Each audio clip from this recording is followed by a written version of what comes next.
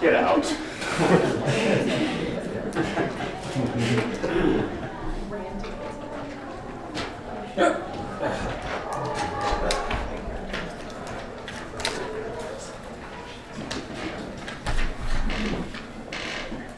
Well, good evening. Hope everybody's doing all right tonight. Maybe even good. We're going to be going through Job chapter 25 through 28.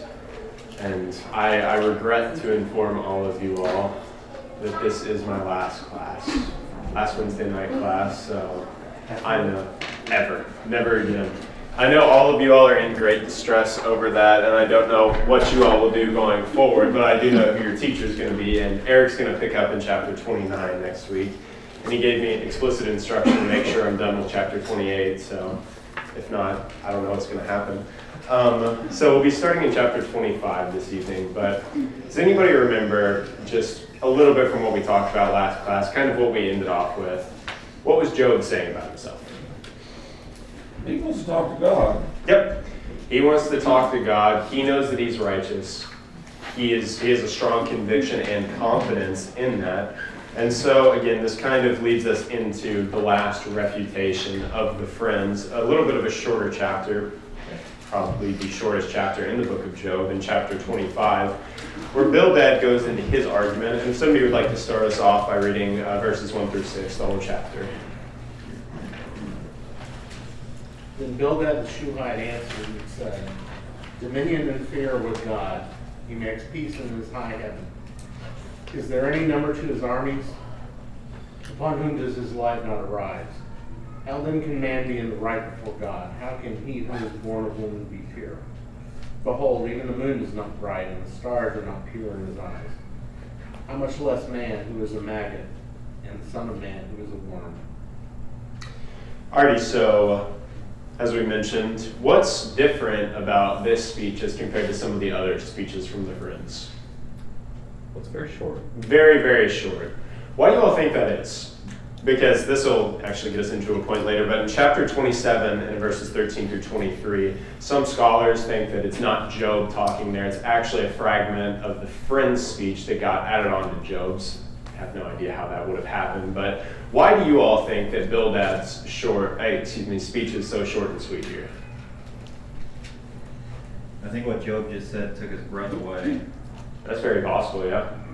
It's that he's almost kind of appalled at what Job said. Yeah, absolutely. Well, this is one argument that's not directed at him. Not saying you're unrighteous, just like what is mankind compared to God, which is a good point. Yeah, you're absolutely right. But it doesn't. Yeah, it's a bit of a answer the vague question statement. why he's suffering. Yeah, you're absolutely right. It's kind of a vague blanket statement. What else y'all think? Why might Bildad be so short? And why might Zophar not have a speech in the third cycle? The friends have exhausted every point they can make. Yeah, exactly. It's kind of, have you ever gotten to that point in an argument where you've just been talking and trying to explain something to somebody over and over again? What will eventually happen?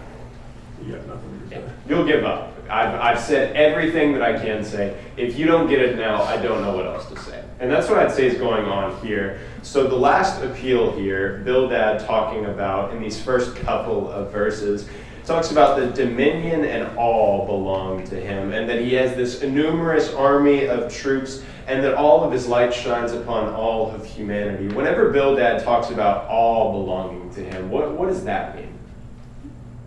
God created everything, and so everything does belong to him. Yeah, absolutely. He's the potter with clay. Yes.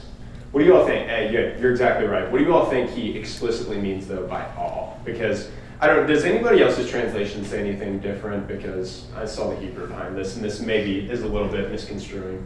I got dominion of fear belong to him. Yes. Mm-hmm. That's what the word probably most literally means, is that there is this fearfulness towards God. And it seems like Bildad is inferring here, Job doesn't have this fear that he should have before God, that he doesn't respect God for his total sovereignty over all of the universe. That's why he talks about how his light shines upon everybody. There is nobody absent from God's sovereignty. And then that's what concludes him to say, how then can a man be just with God? And you all see some truth to that? Yeah, it almost reads like a psalm. Yeah, it really does. I mean, that's actually a really good comparison, honestly.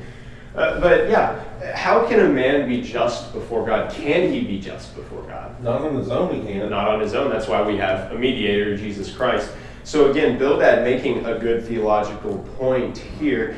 Then he goes into something a little bit more interesting in verse 5, that even if the moon has no brightness and the stars are not pure in his sight, how much less man, that maggot, that son of man, that worm.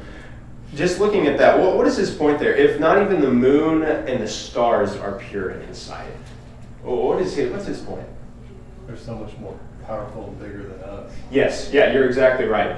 If not even the light that's illuminated from the moon, if not even the purity of the stars, might even be, honestly, the ancients thought about these celestial things as possibly being angelic beings, so you could also read it as that of, if not even the angels are pure in his sight, how much less is man. But then he goes into, like you were saying, humble man. Like if these stars are not even pure in God's sight, how much less is man, that maggot, and the son of man, that worm? Does that seem a little bit over the top? Mm-hmm. You don't think so? Well, I mean, he's making a literary comparison, and he's trying to put things in perspective, Mm-hmm. you know, and he's contrasting. Mm-hmm. So, and we are like the ants compared to the majesty of God. Compared to that, we can't fathom. Even we can discuss it for hours. We still can't fathom the incredibleness of God. And even if we had never sinned, even that, we're still that low as a being. Yeah. We're still that because we can't fathom what He is. Yeah, we have just a general idea. Yes, 100%. So in comparison to God, we are worms and maggots, absolutely. Yeah. I mean, it's theologically correct, but it's not only tone deaf to the situation at hand, because they're still arguing from a perspective of moral superiority to Job, who they view as a worm and maggot, but also no one really wants to hear that, especially not in Job's situation. Mm-hmm. Like, he already knows that he's got nothing left. You don't need to be throwing these. It's subtle insults. Mm-hmm. You could easily just say, how much less Job, who is a maggot, and Job's children, who are worms. Mm-hmm. Yeah, you're exactly right. 100% is that it is 100% tone deaf.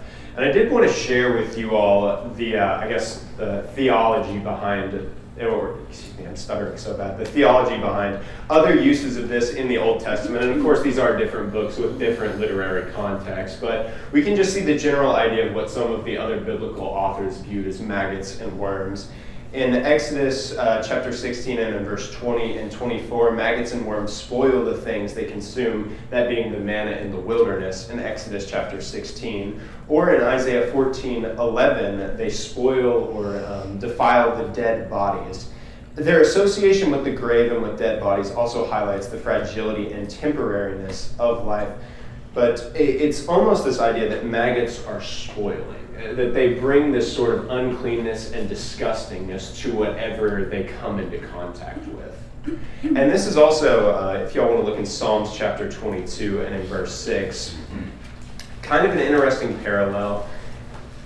If there's anything to it, we can decide that. But in verse 6 of Psalm 22, we read, "But I am a worm and not a man, a reproach of men and despised by the people." Of course, Psalm 22, pretty familiar psalm. We would most know it for, my God, why hast thou forsaken me?" But the psalmist here lamenting about how in the sight of man he is but a worm. But then he goes on in verses 9 through 11. The psalmist has hope in the fact that God has been with him since his mother's womb, and he casts all of his hopes on God. So just as the psalmist, Job is putting his hope and trust in God to deliver him. And this has led to his adversary referring to him as a worm. Do you see the parallel there, that the psalmist, who's David here in Psalm 22, his enemies or adversaries, the ones who are around him, have made him almost feel as if he's a worm. He's not a man anymore. He's been devalued to that level. But he has this hope and this trust in God. You see a little bit of parallels there. But, as we were saying earlier with this, is that this is a completely unnecessary statement. Whether we want to say it's true or not, it's something that Job doesn't need to hear right now. And Job actually goes on to say that starting in chapter 26 and in verses 1 through 4. He delivers a rebuke towards Bildad. Just looking there, starting in verse 1. Then Job responded, "What a help you are to the weak, how you have saved the arm without strength, what counsel you have given to the one without wisdom, and what helpful insight you have abundantly provided, to whom you have uttered words, to whom have you uttered words, and whose spirit was expressed through you." Do you all see a little bit of sarcasm in these first 4 verses? Oh, you got the most amazing advice. Yeah. It's just so obvious. It's so useless. Yeah. Yeah, you're exactly right. What a help you have been to the weak, and how you have saved the arm without strength. You just almost have to put yourself in Job's perspective at this point, because he's calling himself the weak here. Job is acknowledging fully, I have needed your help. The humility of Job there to say, how hard can that be for us to admit that we need help, that we're weak, that we need people to lean on? And yet Job needing this and being open to receiving this sort of comfort, what comfort did he receive? None at all. He received the exact opposite. Instead of getting comfort, he had strife among him from the people who were supposed to be his friends. And this counsel that you have given to the one without wisdom, what helpful insight you have abundantly provided. It really is funny, the sarcasm that Job is using here. He's just bringing up the fact that they just keep on with this wisdom and insight, this supposed stuff to help him, and they just keep on repeating themselves in circles and circles. And at the end of these 4 verses, he asked, "And whose spirit was expressed through you?" What is Job asking there? Whose spirit is expressed through you?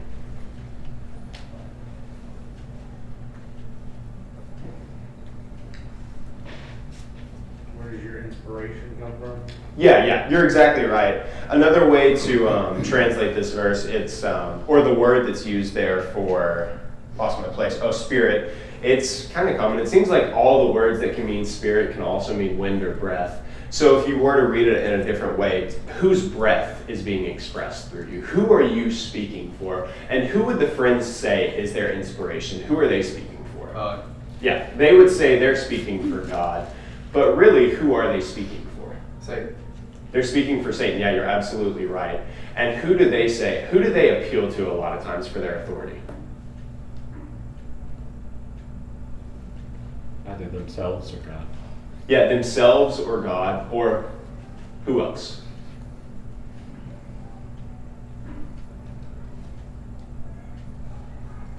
Yeah, help me out. Yeah, no, sorry. I don't know if that's what you're going for, but like the wisdom of the age. Yes, they're appealing to the fathers who came before them. So, in many ways, they would say that they're arguing for God, but as Andrew brought up, they're actually arguing and contributing to the cause of Satan, and largely they're appealing to this authority from the fathers who have came before them. This wisdom of saying, well, this is something we've all known, this is something that's been passed down to us, and you're denying this and all this stuff. But that's what leads Job into this discourse, which is going to eventually end with him bringing up that wisdom does not come from man. And we'll conclude with that. But that's what leads us into this discourse where Job is going to start going on. Starting in verse 5, if somebody would like to read. Let's say verses 5 through 8. If somebody can cover those. The departed spirits tremble under the waters and their inhabitants. Naked is Sheol before him, and Abaddon has no covering. He stretches out the north over empty space and hangs the earth on nothing. He wraps up the waters in his clouds, and the cloud does not burst under them. All right, thank you. So he goes on in these few verses, and he details all of these levels that God has created. Looking there, he has created the earth. He has created the underworld, which is brought out in verse 6, that Sheol is before him, that Abaddon has no covering. He has created all of these things. And even in verse 12, by his understanding, he has shattered the Rahab. Do you all know what that is? was a legendary sea monster. Yeah, it's a sea monster, almost like this kind of dragon-like figure, which is pretty interesting. But It's sometimes used, it was sometimes a metaphor for all Egypt. evil, yes, yep. They used it as a metaphor for Egypt, and it was also used as a metaphor for just all evil forces, pretty much. Yeah. This is one of the verses in verses 7. You know, a lot of times we think that the ancients were ignorant about the earth and about the science of the earth, about the size of the earth. And the Egyptians had the circumference of earth calculated, you know, almost exactly. You know, at the equator, almost exactly. And here it is, you know, he hangs the earth upon empty space. And we know from NASA and from astronauts, the earth is it's out there hanging. Yes. There's nothing holding it, except, you know, what God wills. Of course. And so these ancients weren't as dumb as we think. Yeah, it is funny, and I think that comes from maybe an evolutionary standpoint, is that we think that, oh, well, we're the highest form of humanity. No, people from the ancients are probably smarter than us. Andrew, did you have your hand up? Yeah, so if we go back to, I just lost it. Okay, verse 6. Sheol is naked before God, and Abaddon has no covering. So I just kind of thought of like Revelation 9:11, which says, they have a king over them, the angel of the bottomless pit. His name in Hebrew is Abaddon. So like, how would you like read that if you were to take, maybe just like, I don't know, cross-reference that? I gotta be honest, I'm not really That's okay. sure. Yeah, I'm just trying to figure out like what that means in the context of Job, and then like what kind of connection that could be. Yeah, 100%. Yeah, I actually never made that connection, so yeah, I'll have to look at that. Yeah. Abaddon, I have a note in my Bible, Abaddon means place of destruction. So it could be, they didn't really have an understanding of the afterlife that we did, but they understood that when people die, they are gone. So they're either destroyed or they're in Sheol, potentially. Yeah, that's really helpful actually. So it could be saying something about the fact that Abaddon means destruction.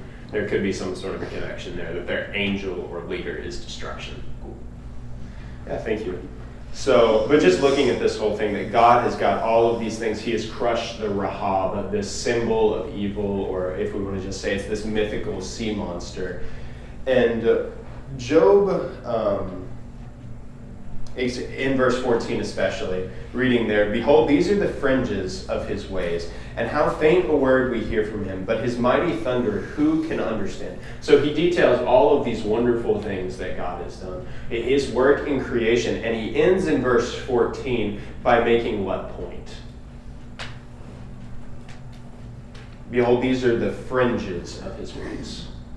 This is nothing compared to what he can actually do and has done. Yeah, you're exactly right. We have no idea. This is the small little bit that we know about God.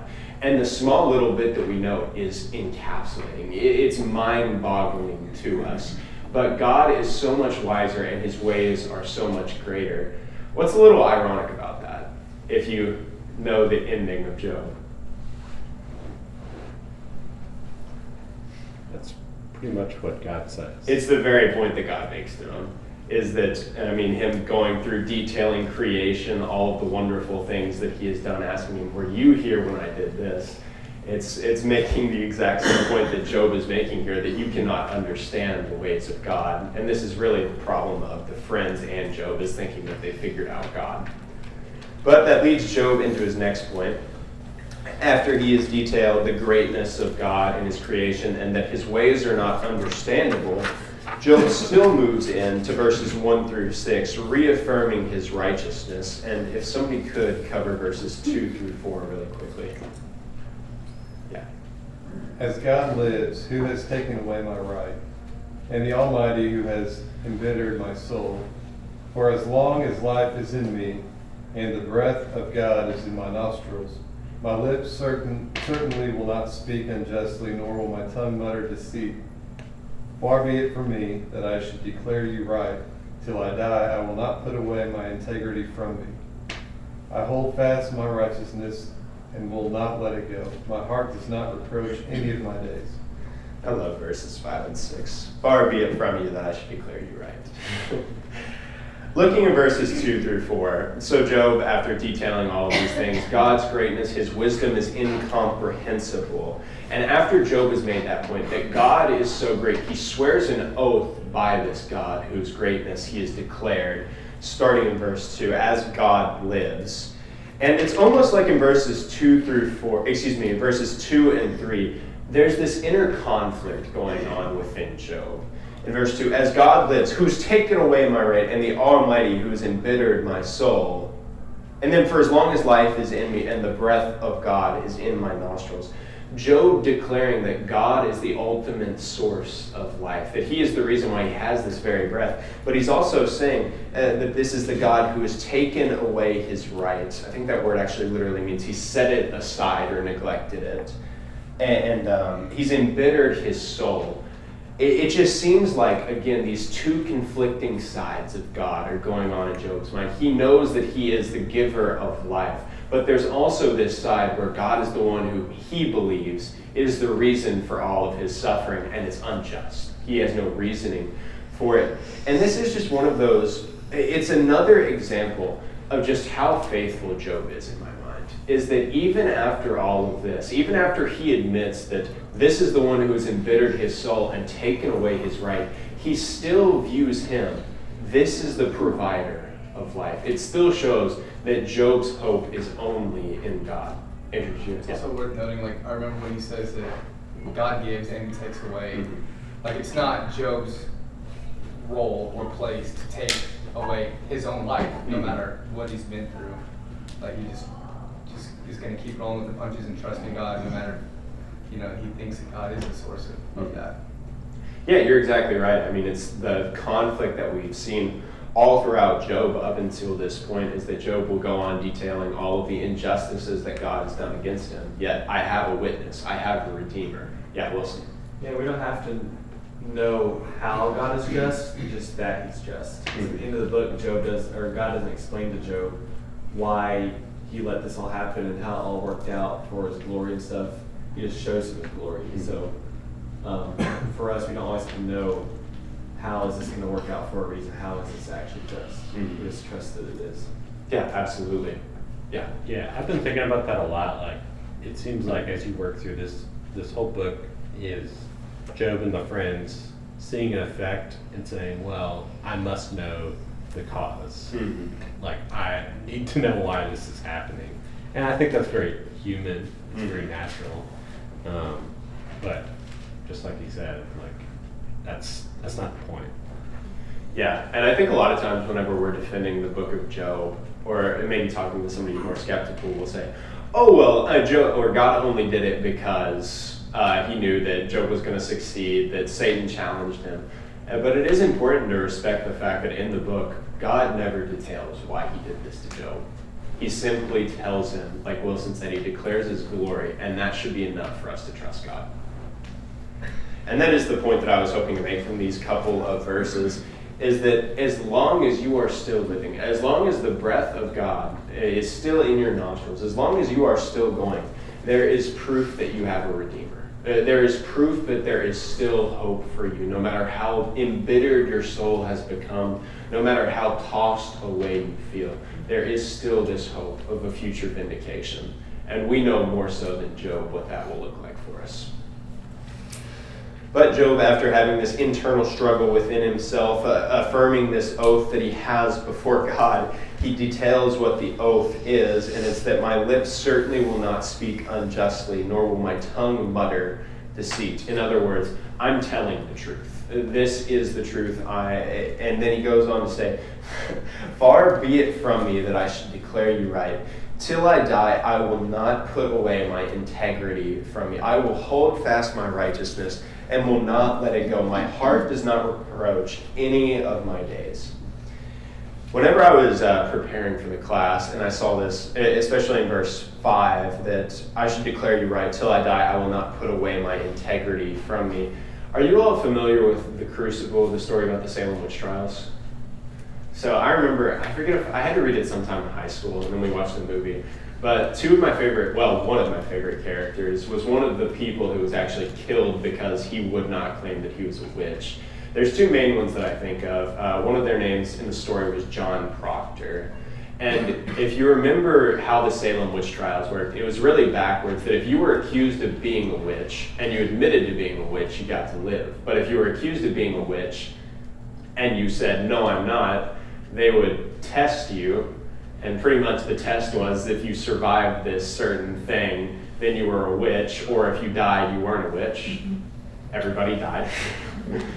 But there were two people. John Proctor, he was accused of being a witch, and in the movie especially, I mean, it was his name. The reason why he would not say that he was a witch, because he could have saved his life, was because he was not going to lie and devalue his name. And another similar one, I love this one so much, but it was a guy named Giles Corey.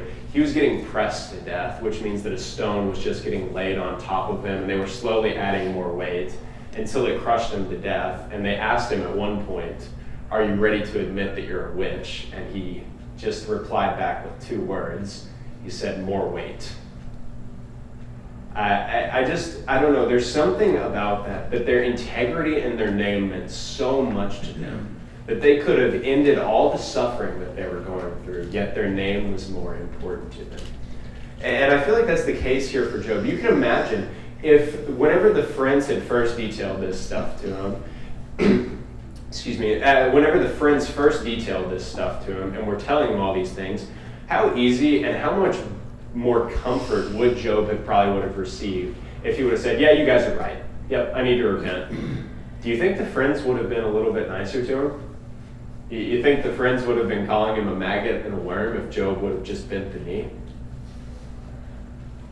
There's somewhat of an extent where this integrity is just so important to Job because he knows his righteousness and justness before God. Does this seem a little bit arrogant to you all?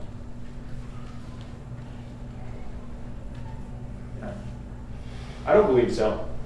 I mean, it is this idea that Job is so certain in his innocence. And Job's integrity here of not declaring this is also the reason why he is bringing glory to God. Yeah, no. He's also not claiming to be sinless, right? No, he's not. The friends are bringing this argument that you have this great secret sin, and if you could just give it up to God, everything will be okay. And he's saying, and he's mentioned, yes, like I'm human, like I've sinned, but like you're saying, I do not have this one great sin bearing down on me that I need to give up. Yeah, Andrew. So something that stands out to me is like Job is absolutely correct in his defense. Could you imagine taking it a step further like Jesus does, being in the complete right, you're on trial, and you just don't even open your mouth? Like a lamb that's led to the slaughter, fulfilling that. Like, he just goes silent before Pilate. That's just so amazing to think about. And he had every right. He could have said anything. Yeah, you're exactly right. Yeah, he suffers the same fate as Job, being innocent and suffering. Yeah, he handles it better. Yeah, that's a really good point. Yeah, in the back. So my question is, as an application to today, how do we tell the difference between integrity and stubbornness? Because we have the benefit of we know how the story ends. We know how it ends, and we also can see it go. We can see it go on. But in the moment, the friends could be calling Job stubborn. We know the friends are being stubborn, but how do we determine the difference between integrity and stubbornness? That is a really good question, and if anybody wants to chime in, please do. Yeah, Miss Amy. I would say their character. Someone who is stubborn isn't listening and understanding what is being said. They're just bent on what they're thinking or feeling. He understands what they're saying. He's just saying that they're wrong because he knows himself. Yes, 100%. And I would say that, to add on to that, is that there's a certain level of genuineness that comes along with being integral and not stubborn. Like Job does, not necessarily that he makes concessions, but there are times that he agrees with the friends. In chapter 24 and in verses 18 through 25, Job details about the punishment of the wicked. He agrees with the friends in the fact that the wicked will eventually be punished. He does disagree with them on how quickly it will come upon them. But you can see Job has some sort of a concession, and he's reasonable with his argument. while the friends are more just stuck in their ways. And I guess that would kind of be the difference between Severus and Sammy. And I feel like his friends are more black and white. Mm-hmm. Like, this is this and this is this. And Job seems to have more of, the polychromatic view of the world in the sense. I don't know if that makes sense. Yeah, I get what you're saying 100%. Yeah, and that is a good point, is that Job's friends are kind of like, this is the way it works and there's no other way about it. And then Job does make the point that suffering comes upon people regardless of their circumstance. It's not black and white. Are there any other questions or comments? All right, so after Job makes this point that he's going to hold fast his righteousness, keeping that going, he goes on to detail the condition of the godless in verses 7 through 23. And if somebody could, just to give us a summary of this, could somebody read verses 7 through 12 really quickly? Let my enemy be as the wicked, and let him who rises up against me be as the unrighteous. For what is the hope of the godless when God cuts him off, when God takes away his life? Will God hear his cry when distress comes upon him? Will he take delight in the Almighty? Will he call upon God at all times? I will teach you concerning the hand of God. What is with the Almighty I will not conceal. Behold, all of you have seen it yourselves. Why then have you become altogether vain? So it's interesting here, Job kind of flips it a little bit, saying, may my enemy be as the wicked and my opponent as the unjust. What is Job saying to his friends? They're godless. Yeah. You all are the exact same. This wickedness that you all are proclaiming that judgment is going to come upon, this is you all. And he goes on to detail in verses 8 through 10, this interesting scenario of where the godless one cries out before God. And it doesn't seem like God answers his call. And Job's point in that, in verse 10, is will he take delight in the Almighty? Will he call on God at all times? And this is where Job is kind of making the distinction between someone who is truly righteous and somebody who just wants God for their own personal benefit. He's detailing the difference between what Satan claims he is and what true righteousness is. Is that the one that is truly righteous calls upon God at all times. But those who are like the friends are not calling upon God at all times. They are only calling upon him in times of distress whenever they need something from him. The very thing that Satan accuses Job of doing, that's what true wickedness is. And that's why he tells them, I will instruct you in the power of God. What is with the Almighty, I will not conceal. And behold, all of you have seen it. Why then do you act foolishly? And so Job will correct them in these following verses about how God truly handles those who are wicked. And just to get a summation of it, we'll start in verse 13 to kind of get a general idea. This is the portion of a wicked man from God, and the inheritance which tyrants receive from the Almighty. Though his sons are many, they are destined for the sword, and his descendants will not be satisfied with bread. His survivors will be buried because of the plague, and their widows will not be able to weep. Though he piles up silver like dust, and prepares garments as plentiful as the clay, he may prepare it, but the just will wear it, and the innocent will divide the silver. So the wicked person is going to face much calamity, is the summation of Job's statement. Job here, who does he sound like right now? He sounds like the friends. And this is one of the reasons why scholars say that 13 through 23, this actually is fragmented and belongs to the friends. Not sure how it would have happened, but what do you all think is Job's point in bringing up this calamity that comes upon the wicked here? Well, he just turned it back on the friends a few verses earlier. Yeah. Is that he's almost calling them, flipping, just taking a page out of their book. Yeah. He's trying to sober them up. Yeah, right. If the shoe fits. Yeah, if the shoe, yeah. Y'all are going to say all this stuff about the wicked. Let me tell you all something. Yeah, I mean, he flips it on their head that actually, true wickedness is what you all are doing right now. and then goes into what their portion is. This is what will come upon the wicked man.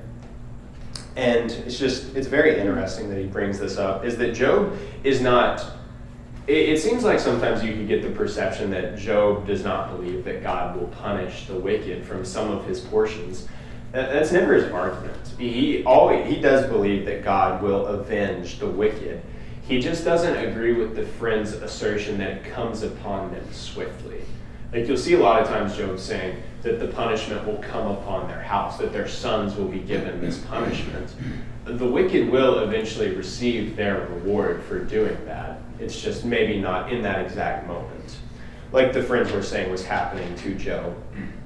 And so, after detailing all of this, Job bringing up the greatness of God, swearing an oath by that God that he will tell the truth, detailing to the friends that what they're saying is actually wickedness, and this is what will come upon the wicked.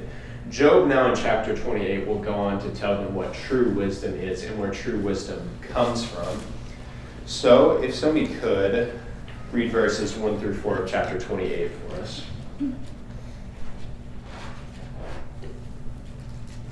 Surely there is a mine for silver and a place where they refine gold. Iron is taken from the dust, and copper is smelted from rock. Man puts an end to darkness, and to the farthest limit he searches out the rock in gloom and deep shadow. He sinks a shaft far from habitation, forgotten by the foot. They hang and swing to and fro, far from men. All right, so if you can get the general idea, in these first 11 verses, what is Job talking about? What is he describing the process of? The efforts men will go to extract riches from the earth. Yeah, he's talking about mining here. And this is something that, I don't know, it was kind of a point that I had never exactly gotten deep into. But it is just amazing the lengths that man will go to extract these precious gems. And just how amazing that is that man can go into the ground or into mountains, into these different places, and bring out these metals which are a part of the earth. What do you think is Job's point in bringing this up, that man is able to do this?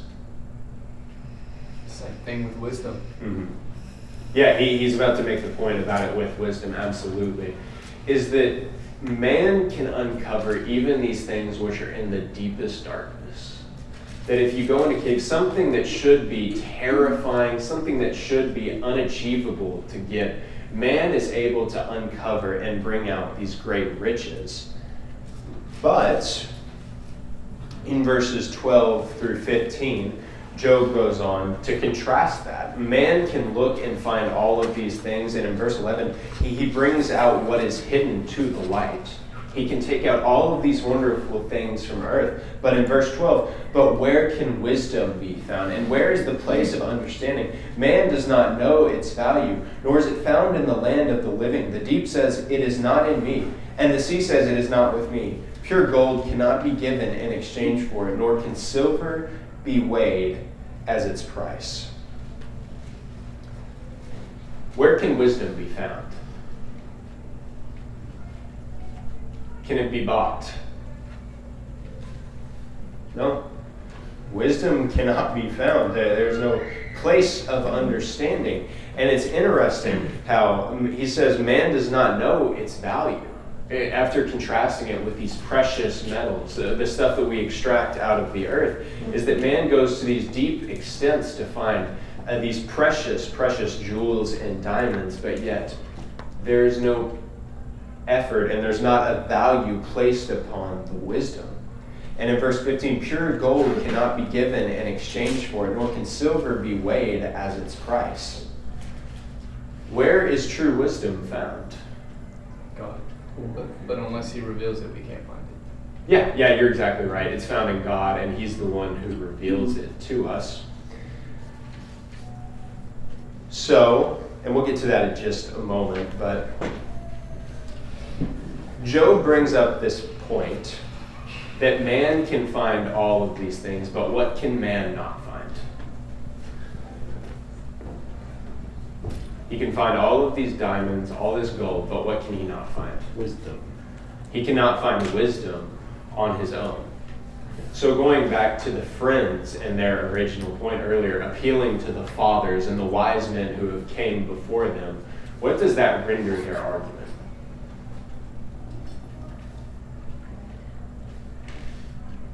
Void. Yeah, it's void. You're appealing to this wisdom and these traditions of men, but true wisdom is not found in man. As Andrew said, it's found in God as he reveals it to us.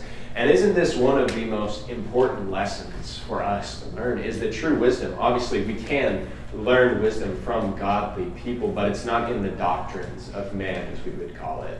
We have a lot of religious traditions today who appeal to the traditions of the fathers. And there is some value in reading these church fathers, but the true wisdom, true understanding comes only from God. It's not man-made wisdom, which is the thing that benefits us. It's not the wisdom that extracts out gold and silver. It's only the wisdom that's extracted from coming from God. And that's the point, is that man does not know where wisdom is. It cannot be found in his eyes. He can find these diamonds, these pearls, whatever, but he cannot find wisdom. But in verses 23 through 28, if somebody would like to read that, who can? Who can find wisdom? God understands its way and he knows its place, for he looks to the ends of the earth and sees everything under the heavens. When he imparted weight to the wind, he meted out the waters by measure. And he set a limit for the rain and a course for the thunderbolt. Then he saw it and declared it, he established it and searched it out. And to man he said, Behold, to fear the Lord, that's wisdom, and to depart from evil is understanding. God understands its ways. He knows its place. It's almost like this description that God has searched the earth. He has measured this earth in many ways, and he has determined what wisdom is. He has deduced it. While man could not find it, while man could only uncover these things in the dark, God, having this dominion, was able to uncover the true value and true beauty of wisdom. And to man, how do they attain this wisdom? Fear the Lord. Does that sound familiar to any other passage? Proverbs. Yep. Proverbs. The beginning of wisdom is fear of the Lord or something? Yes, yeah, I believe it's Proverbs verse 1, excuse me, chapter 1 and verse 9. But the beginning of wisdom is the fear of the Lord.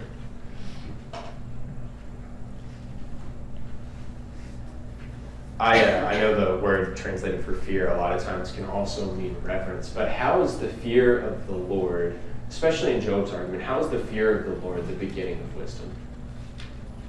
It causes you to admit that you're not wise. Yeah, 100%. Glory. Mm-hmm. Yeah, you're exactly right. A fearing, having this reverence, is putting yourself under somebody else and admitting you need help. What else do y'all think? He has the authority. Mm-hmm. Yeah. And if he is the one who has searched the ways and he has uncovered the wisdom, who deserves the reverence? He does. He does. The only way to attain this wisdom is for you to come to him and ask for it. It comes from you showing reverence. It's not appealing to the traditions of the fathers. It's not you searching out for your own man-made wisdom, but rather it's humbly coming before God and not putting God in this box like the friends have.